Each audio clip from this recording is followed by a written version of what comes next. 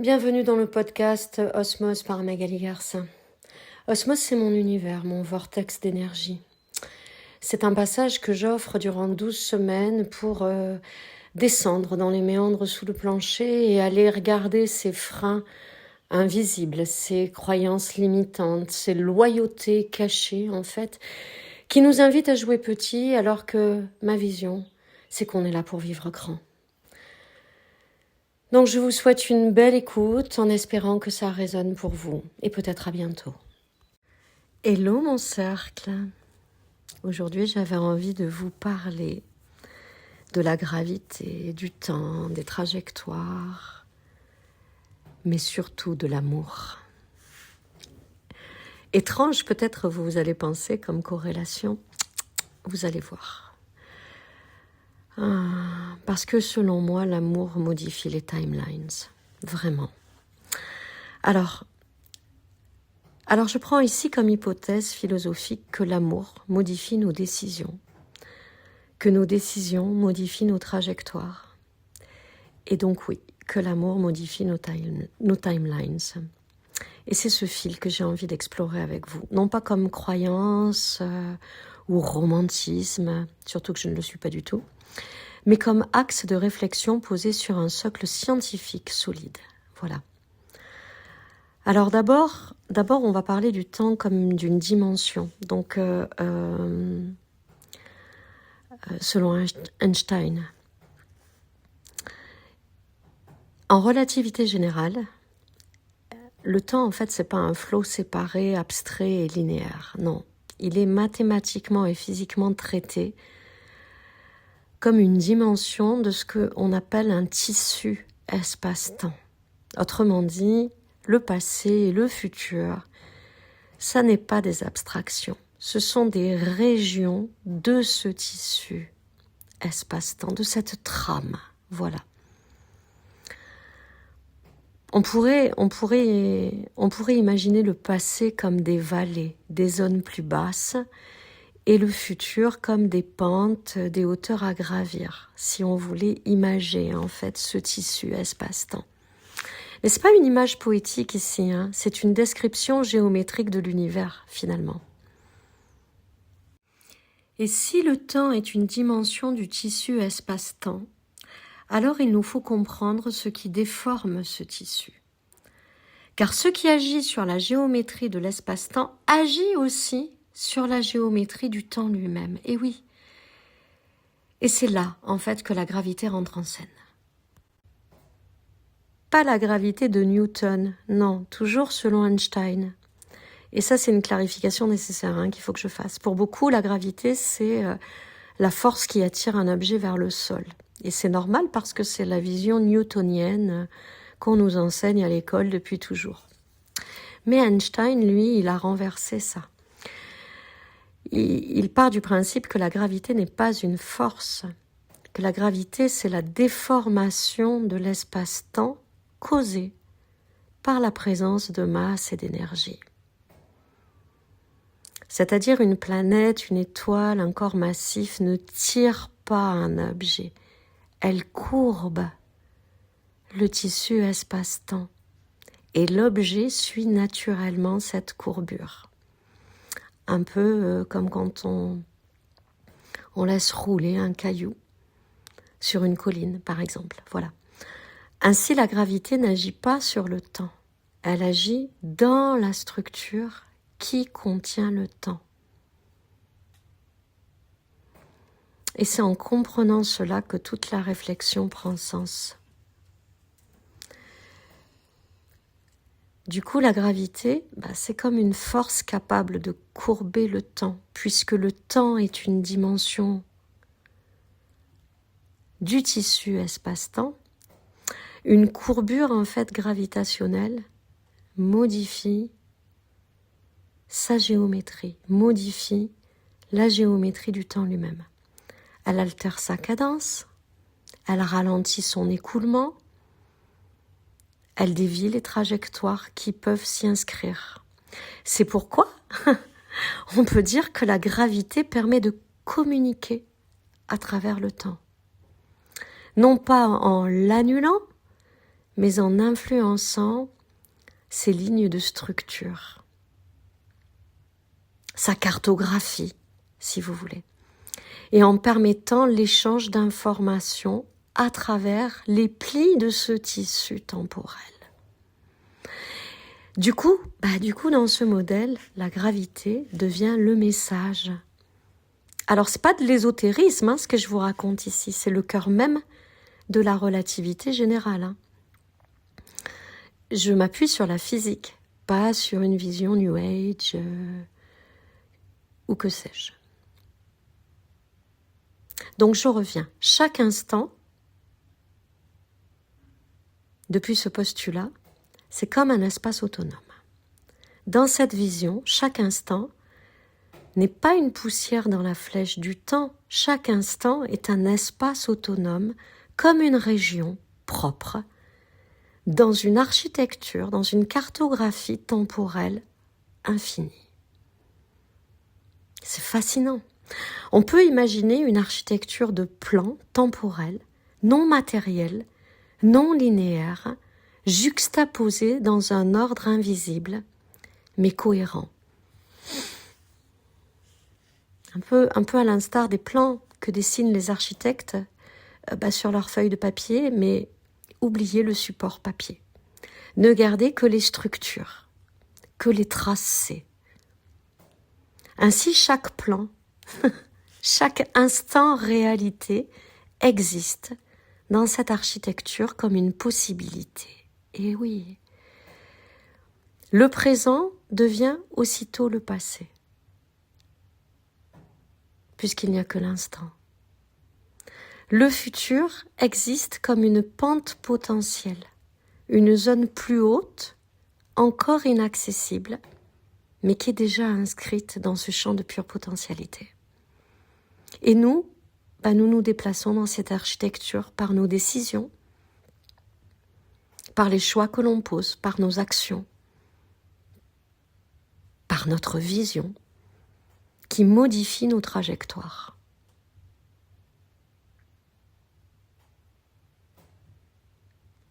C'est une forme de communication en fait interdimensionnelle. Et vous savez, nous savons que nous sommes des êtres multidimensionnels qui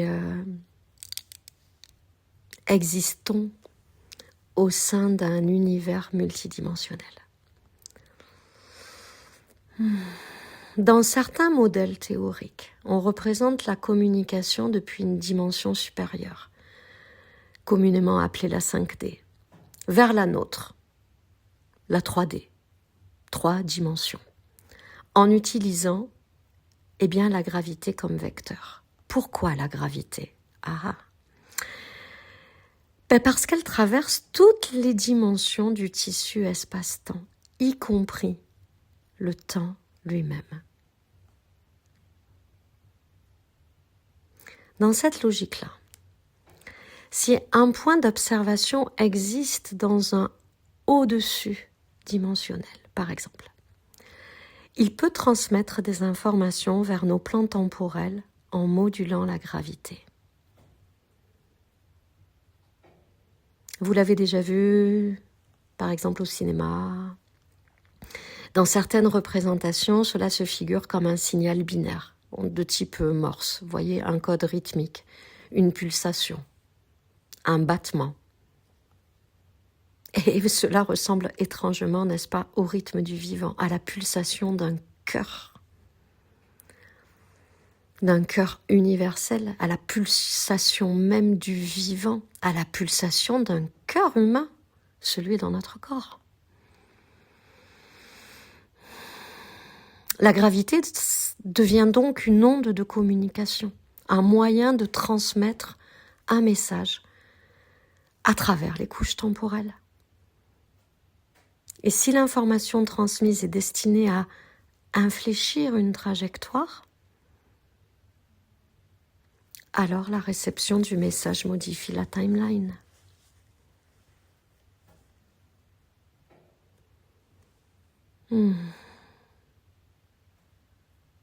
Le pont avec l'amour, vous allez me dire. Oui, dans cette logique. Le seul phénomène humain observé qui traverse la mort, qui défie le temps et l'absence, c'est l'amour. Regardez, on aime nos morts. On aime au-delà de la distance, au-delà de la séparation, au-delà des frontières. On aime au-delà de l'espace.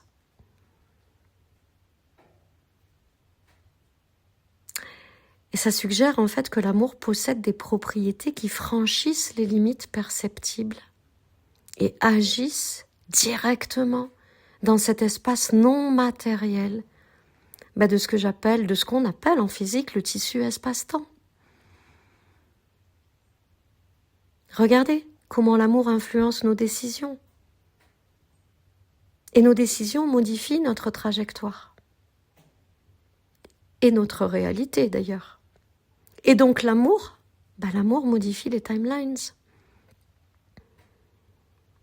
Et nous avons une infinité de futurs possibles. Si chaque instant existe comme un espace autonome, dans une architecture temporelle infinie, un champ des possibles illimité, alors il existe autant de futurs potentiels qu'il existe de directions. C'est même plus la croisée des chemins. Nous ne sommes jamais bloqués en fait dans un futur unique et c'est ça que j'ai envie de vous partager ici. Nous ne sommes jamais bloqués par un futur unique. Nous choisissons dans un éventail de lignes, dans ce champ de possibles illimité, dans ce champ de pure potentialité de toutes les lignes de réalité possibles. Mais ce choix, il se fait par nos décisions. Et nos décisions, elles se prennent depuis notre vision, depuis notre lentille, celle avec laquelle on pose notre regard sur notre réalité. Et l'amour, dans le sens le plus vaste, cohérence intime, justesse, vérité, axe, l'amour inconditionnel, celui qui résiste justement aux limites du réel, que sont la mort par exemple, pour l'humain, ou les frontières, ou voilà. Eh bien cet amour infléchit ses décisions. Et dans ce cadre, la notion de possible devient centrale. On retrouve notre liberté totale et absolue de co-création. Depuis notre souveraineté, depuis notre autorité sacrée, celle de notre cœur, celle de l'amour, ce n'est plus ce qui doit arriver qui va arriver, mais tout ce qui peut arriver et que je choisis. C'est ça qui structure la manière dont nous lisons le réel. Et c'est précisément là que la loi de Murphy retrouve son sens véritable. Non comme une loi fataliste, mais comme une logique des futurs activables. Parce que la loi de Murphy, elle est souvent mal citée dans le langage commun. On entend souvent tout ce qui doit arriver arrivera. Mais c'est faux. Ça, c'est du fatalisme. La loi réelle, elle dit tout ce qui peut arriver arrivera. C'est-à-dire tout ce qui est concevable dans ce champ de pure potentialité absolument illimité, et donc qui va par-delà notre capacité à pouvoir imaginer ce qui pourrait être, tout cela peut arriver et arrivera. C'est pas la même chose. Ça revient à dire tout ce qui existe comme possibilité dans la structure du réel finira par se manifester. Si je le veux, c'est-à-dire si depuis ma vérité, mon authenticité, mon alignement, mon axe, mes lunettes, ma vision, mon identité donc, ma vibration, choisit, et c'est toujours une décision, et s'autorise à le recevoir. Ça peut se manifester, ça va se manifester. C'est possible puisque c'est déjà là. Donc si une timeline est possible, elle existe déjà quelque part dans notre architecture d'instant. Parmi cette multitude, cette pluralité d'instants. Puisqu'en fait, chaque instant au moment où il est déjà passé. Et chaque instant futur est en train d'éclore.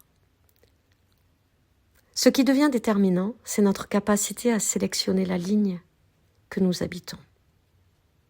La ligne de réalité. C'est là que l'amour intervient comme variable décisionnelle. Ce que nous aimons, mais vraiment, pas l'amour marchandage, hein, pas celui qui aime pour avoir une contrepartie de valeur, de reconnaissance, qu'importe. Non, cet amour pur, celui qui vient du cœur pur, ce que nous aimons, ce que nous désirons profondément, ce qui nous allume, ce qui est juste et bon pour nous, influence nos choix. Et nos choix modifient la direction. Et la direction modifie la ligne temporelle. Alors tout ce qui peut arriver peut être activé par nous. Nous sommes le décideur. À nous de poser le choix de l'être de façon consciente ou inconsciente. Évidemment, ça nous engage à prendre notre responsabilité lucide, toujours. Mais encore une fois, dans cette conscience-là, tout ce qui peut arriver peut être activé par nous.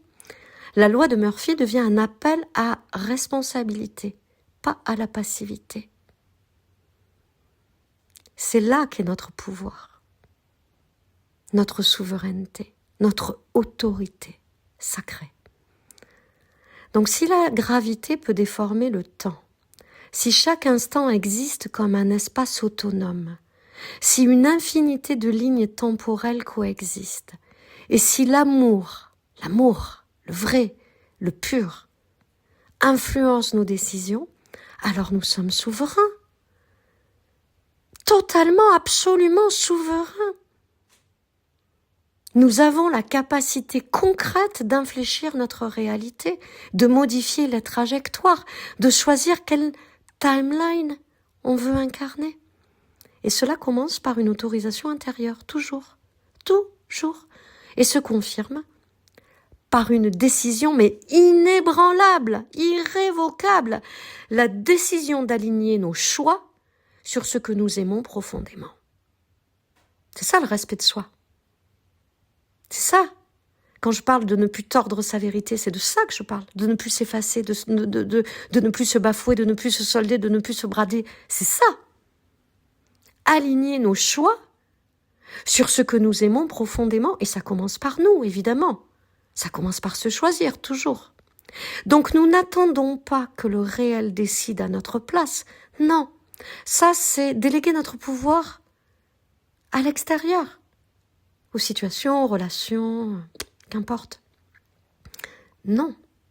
Nous n'attendons pas que le réel décide à notre place. Non. Nous activons certaines lignes possibles parce que nous choisissons de croire, d'aimer, de refuser et d'oser.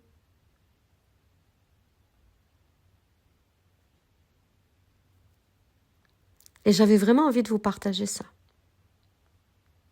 Et alors, le clin d'œil extraordinaire, c'est que j'ai eu l'élan, en fait, de revisionner un film que j'avais déjà vu, comme quoi tout ce que l'on voit ne nous nourrit qu'en fonction de l'identité que l'on incarne. La première fois que j'avais vu ce film, on va dire que j'étais la version 1.0 de moi, puis la version 2.0 de moi, et aujourd'hui, je suis la version 4.0 de moi, et j'ai choisi de revisionner Interstellar. Et je rends vraiment ici hommage à Christopher Nolan, qui est vraiment un visionnaire, et à la profondeur de son film de 2014. Et oui, il a 11 ans, construit en collaboration scientifique avec l'astrophysicien Kip Thorne. Il n'a jamais trahi les lois de la relativité générale. Ce film rend accessible au grand public des notions d'ordinaire presque inabordables. La gravité, le temps, les dimensions supérieures, l'architecture temporelle et l'influence sur le vivant. Et il a déclenché en moi ici ce tissage intellectuel et philosophique que je vous partage. J'avais vraiment l'élan de vous donner en fait, depuis la voie directe de l'expérience, hein, de cette réflexion qui en a découlé, comment en fait on glisse de timeline en timeline et que l'on intègre, que l'on est nourri différemment par le réel qui s'offre à nous dans ce tissu de l'espace-temps d'une manière tellement différente au fur et à mesure que l'on avance sur ce chemin d'expansion et de croissance qu'est la vie. Bon, j'espère que vous aurez pris du plaisir dans ce partage, dans cette écoute. Je vous souhaite une belle journée. Merci d'avoir écouté ce podcast avec nous, les podcasts d'Osmose. Osmose, c'est mon univers, ma vision, ma réalité que je vous partage ici, pour vous permettre d'aller là où vous devez aller, vous autoriser à aller là où vous voulez aller. Et si ça résonne en vous, eh bien, n'hésitez pas à vous rapprocher de nous.